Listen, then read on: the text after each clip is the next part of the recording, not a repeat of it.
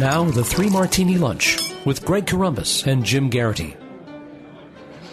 And welcome, everyone, to the Tuesday edition of the Three Martini Lunch, along with Jim Geraghty of National Review. I'm Greg Corombos of Radio America.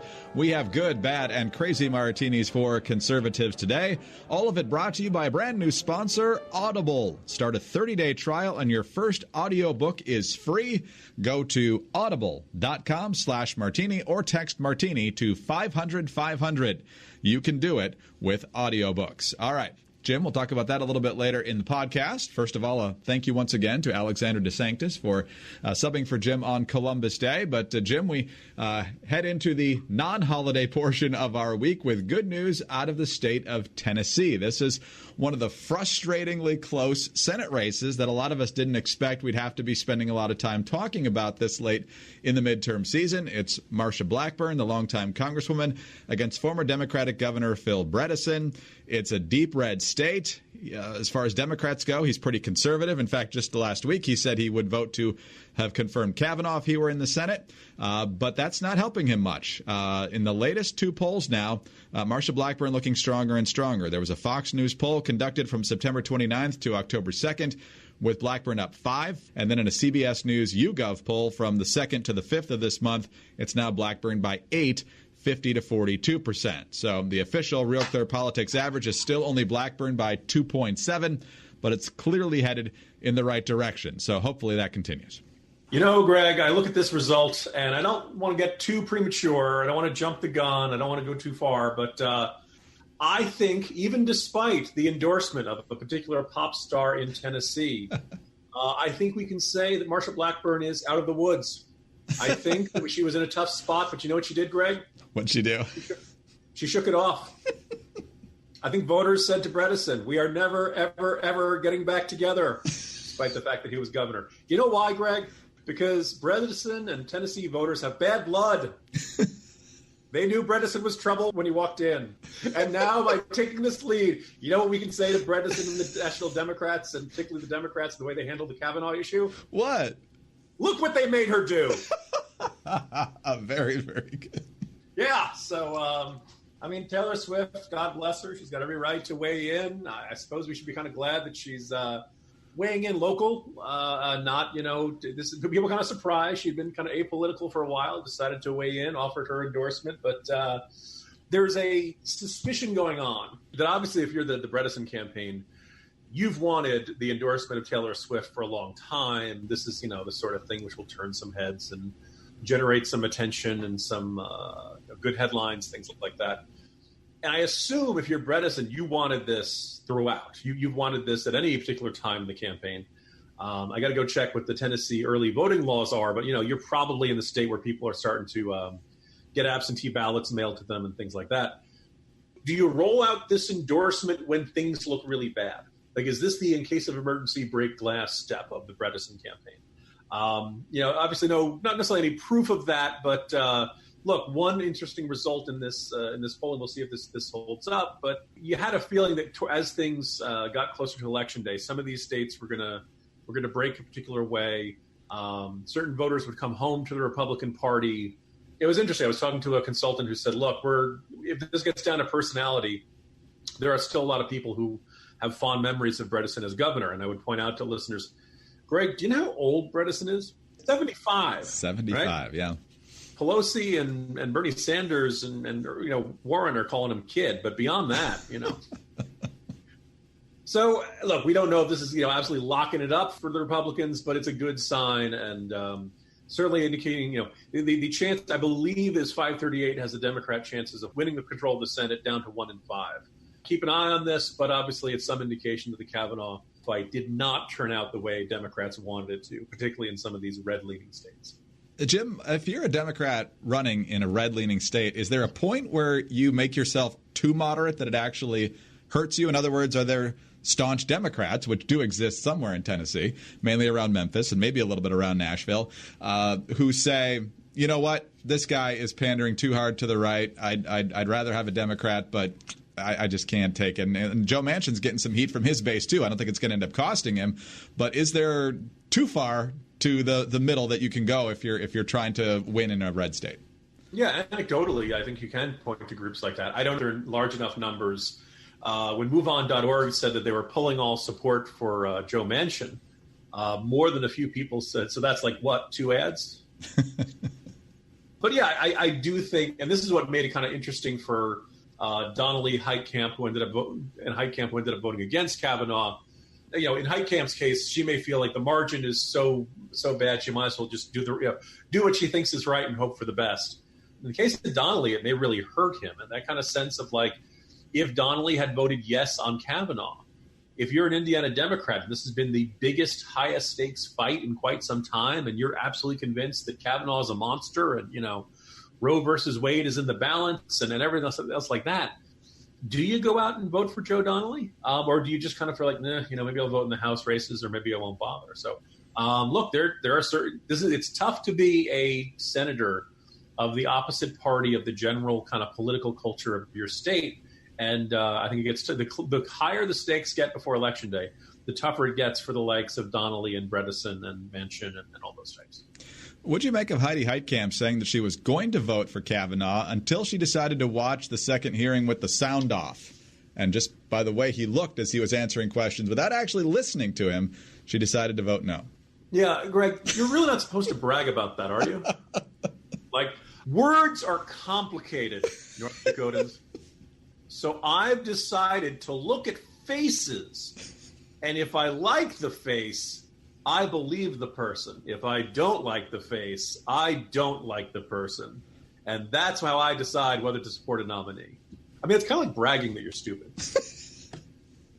Well, Heidi Heitkamp might not like words, but I bet most of you do. I bet you like to read them, and if you don't have time to actually sit down with a good book, maybe you like to listen to them on the commute, at your own leisure, and that's where Audible comes in. What would it look like if we all listen more, Heidi Heitkamp? Listening to audiobooks motivates us, inspires us, even brings us closer together. There's no better place to listen than Audible, because now Audible members get even more exclusive audio fitness programs, audiobooks, Audible originals, and more. Audible has the largest selection of audiobooks on the planet. And now, with Audible Originals, the selection has gotten even more custom with content made for members. Greg, as an author, I was thrilled to hear that Audible is now one of our sponsors of the 3 Martini Lunch. I have had so many readers, so many folks just rave about this product and say, like, look, you got long drives, you got an unpleasant commute. There are times you're sitting around and you could be doing this, doing something more productive. You could be doing something more enjoyable. You could find a way to make frustrating time period of like waiting online at the Department of Motor Vehicles, right? I mean, life has times where you feel like you're not doing anything, and once you subscribe to Audible, you have a ton of options. And I was looking over and I see my friend and colleague Jonah Goldberg is there.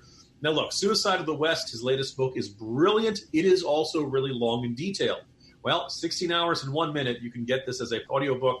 If you go to the audible.com website, they have samples. So if you want to get a sense of how you feel about a particular book, are you going to like it? This is the sort of thing. And they have his Tyranny of Cliches, what Jonah characterized as the tapas version of his philosophy and arguments, kind of shorter, lighter bites, so to speak.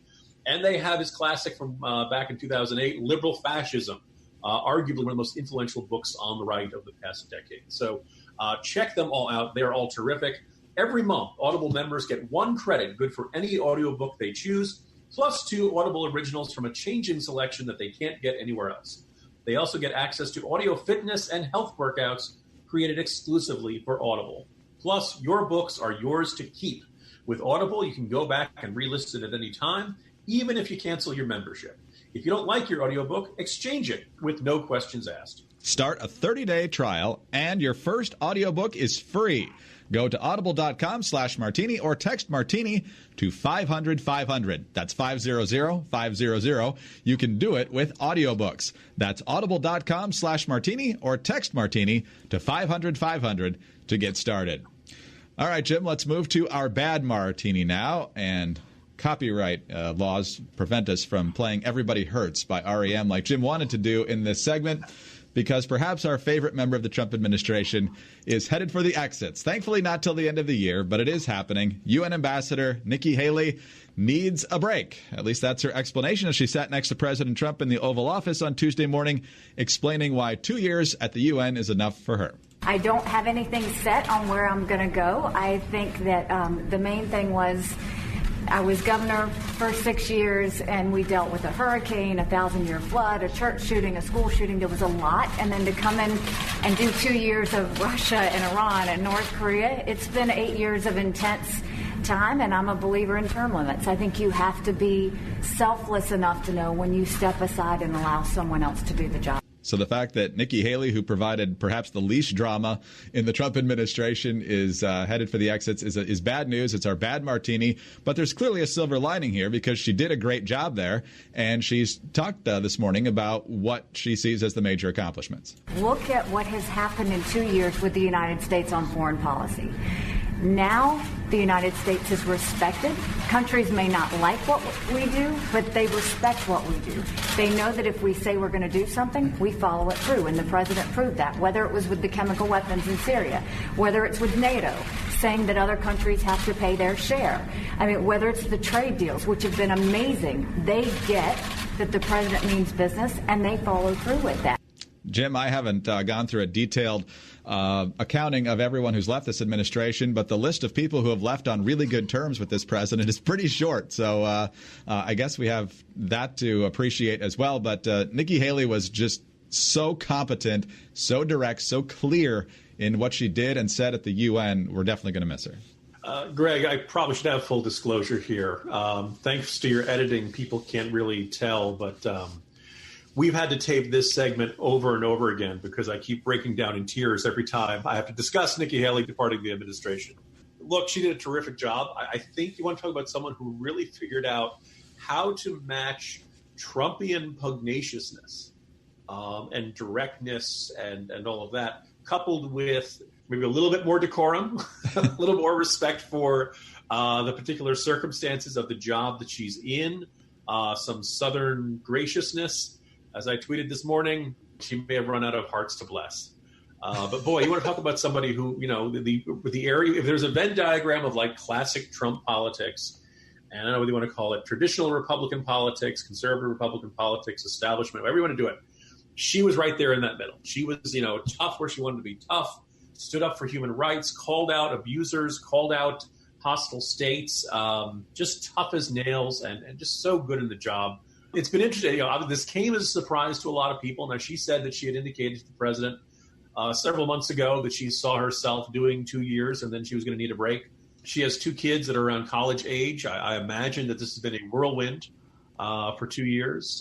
My suspicion is that there's not some sinister other side to this story. You saw mainstream media reporters saying, isn't it suspicious that this came, you know, right after the Kavanaugh confirmation? Clearly something bothered her. No, I don't think there's anything to that. Nikki Haley is not exactly quiet about things that bother her. I don't believe there's any, you know, or she knows what Robert Mueller found. No, I don't really understand how or why the U.S. Ambassador to the United Nations would suddenly have some sort of plugged-in source to know what Robert Mueller has found or not found. You could argue, you know, a question of whether she should do this before or after the midterms. I think if you're on your way out, you might as well make it official and let the administration get started on the process to replace her. She said she's serving through the end of the year. I think anyone who's, you know, looked at her work would say she's earned the break. She mentioned she might return in some capacity. Trump said she could have just about any job she wanted. The country has, you know, we've got lots of talented people who can serve in that position, and we're going to be, we're not going to be fine, Greg. She was so good. I almost got through it this time. Yeah, it stinks. We hate to see her go. You know, understandable that she might want to move on. And, you know, look, she said also, one last point. She also said explicitly that she's not running in 2020. I think this is, you know, some, you know, reporter pipe dream or something like that. I do think what's interesting is that assume she does want to run someday, and that she wants to run in, say, 2024, she already has one of the most interesting resumes of anybody in the Republican field. 2-term governor, the embodiment of the Tea Party, obviously a woman, minority, fought for limited spending at a time when, you know, like lots of, that kind of went out of style, but a lot of Republicans still have a yearning for it. And then, you know, did not endorse Trump during the primary, but then went into, joined the team, and I think did a terrific job in the team. And Trump was just gushing about her in this meeting today. So he certainly seems pretty happy with her. So maybe the figure who best synthesizes the Trump side of the party, which is pretty darn considerable, and those who are not entirely comfortable with the Trump style. We'll see what she wants to do with her life. I think the world is her oyster at this point. But it's a tough loss for the administration. She was always a bright spot in an administration that tended to generate plenty of its own chaos. You think Bill Kristol had Jeff Flake's resume halfway down the shredder until she said she wasn't running in 2020 and then was vigorously yanking it back out of the shredder? No. We shouldn't give Jeff Flake too much grief these days, should we, Greg? No, he ultimately voted yes. I think there's a case to be made that the FBI delay actually helped to convince Susan Collins it was the right thing to do. So she wouldn't say so, but I don't know. What do you think?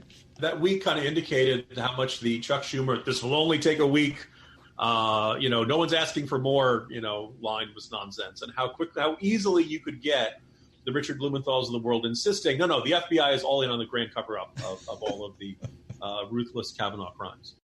All right, Jim, let's move to our crazy martini now. And speaking of the aftermath of the Kavanaugh vote on Saturday, which we discussed yesterday, Alexander and I talked about former Attorney General Eric Holder saying that the legitimacy now of the Supreme Court is very much in question, and the only way it can redeem itself is through its forthcoming decisions, which we have to assume means he has to agree with them or else they're not legitimate.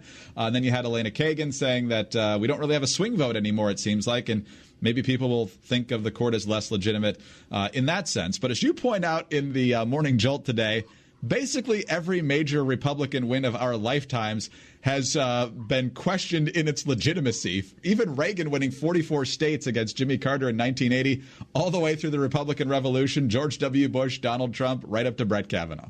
Yeah, and for those doubting, there was always this rumor that, George H.W. Bush secretly met with the Iranians in Paris to persuade them to keep the hostages in Tehran until after the election day back in 1980. Because as we all know, Greg, the Republicans and Iranian mullahs love each other. They totally get along. Best of buddies, very easy to negotiate. Yes, readers or listeners, I can hear you yelling around Contra right now. Okay, once in a great while they do. But you look back to Peter Jennings saying the 94 election was a temper tantrum. You almost never see any prominent voice on the left, either in the Democratic Party or an ally in the media, say, our party just didn't get it done this election. Our arguments were not as persuasive. Our vision was not as appealing to the country. The voters did not trust us. We did not earn their trust. We lost their trust. We have to earn back their trust. It's very rarely do you say, listeners know you and I watch football. The losing team in the locker room takes a lot more accountability for their losses than most politicians do. And as soon as one party has a really bad, election year, the hunt comes for how this doesn't really show that the winner didn't really win, that all of a sudden there's this shifting definition. And you could say, Republicans have played this game. Bill Clinton did not win a majority of the vote in either 92 or 96. And some Republicans said, But the thing is, they argued he didn't really win a mandate. I don't remember too many people arguing that Bill Clinton was not the legitimately elected president of the United States back in the 90s. 2000 recount. I forgot. Went back and I checked. I forgot. There were people talking about the Diebold voting machines for the 2002 midterms when Republicans did very well the first election after 9/11, where Democrats were convinced that here comes the comeuppance. Here comes, the voters are going to take it out on you, Republicans. And nope, went very much the other way. Now, here's the thing. I don't remember Republicans arguing, and maybe somebody can send it to me if I'm wrong, that the 2006 midterms, the votes were hacked, or that the 2006 midterms somehow weren't legitimate. Or 2008, Obama won by a heck of a big margin. Senate, Democrats expanded their margin in the Senate. They expanded their margin in the House. I remember Republicans fuming about it. I mean, this isn't garden variety. I'm upset that we lost. I'm angry that I'm saying we didn't really lose because of X, Y, and Z. And so now you look at Vox.com and places like that. There are people who genuinely believe that Trump is not the legitimate president because he didn't win the popular vote. Never mind what the Constitution says.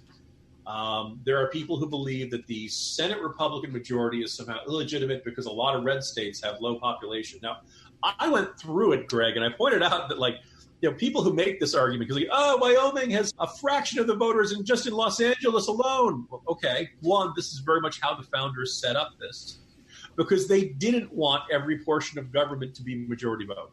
They didn't want the big states to dominate every branch of government and every portion of government. They wanted, the small states when those 13 colonies were getting together, they wanted to make sure they were going to matter too, and that's how the Senate, became formula. Each state, no matter the population, no matter the geographic size, no matter what time they joined the union, they would always have 2 senators. People say, because Wyoming doesn't have a lot of people. Hey, you done a head count in Delaware lately? Rhode Island, Hawaii, Vermont? I believe Vermont has the smallest population of any U.S. state. So when people start talking about, Leahy and Sanders and how great they're, hey, they represent fewer Americans than anybody else in the Senate. I don't hear them complain about that. Obviously, they say, gerrymandering is why the Republicans have the House majority, completely ignoring the fact that, by the way, gerrymandering has been around a long time. Both parties have enjoyed it. This is what happens when you control the state legislature and the governor's mansion in your states. But there's 2 catches to gerrymandering. The first is that people move. And a gerrymandered map that looks really good at the beginning of the decade doesn't look as good by the end of the decade. You do see population shifts, and it doesn't, gerrymandering doesn't give you a guaranteed seat forever. And the second thing is that, you can't gain 60-some seats like they did in the 2010 midterms just by gerrymandering, right? At some point, you actually have good candidates and a good message, and the country actually is going in your direction. So you got the presidency, the Senate, the House, and now they're arguing the Supreme Court is illegitimate because of the allegations against Kavanaugh, and maybe they throw in Thomas there too, right? So what we have is, if you ever watched or ever read the Calvin and Hobbes comic strip, Calvin liked to play a game called Calvin Ball, in which the rules always changed, and that way you could never have the same rule twice, right? Now, he was just doing it for fun, but we have here is a variation of Calvin Ball in our national politics, where the rules of the game of what makes a win legitimate keep changing. And, of course, the purpose of constantly changing is to ensure that only one side has legitimate victory. So, again, if you wonder why our politics are so nasty, it's that every time Republicans win, Democrats have some variation of, you didn't really win. You cheated in some way. The rules are unfair in some way. Nobody told us there'd be an electoral college. Nobody told Hillary Clinton where Wisconsin was. Any of that kind of stuff. And Republicans get irked about this. And you end up with this mutual cycle of contempt and anger, because it's so hard for either side in politics to say, hey, you know what? You won that one. It stinks for our side, but we didn't do as good a job. We need to do better next time. Well said. Jim, good to have you back, and we'll talk to you tomorrow. All right. See you tomorrow, Greg. Jim Geraghty of National Review. I'm Greg Corombos of Radio America. Thanks for being with us today. And don't forget to visit our friends over at Audible. Start your 30-day trial and get your first audiobook free. Go to audible.com/martini or text martini to 500-500. And join us again on Wednesday for the next 3 Martini Lunch.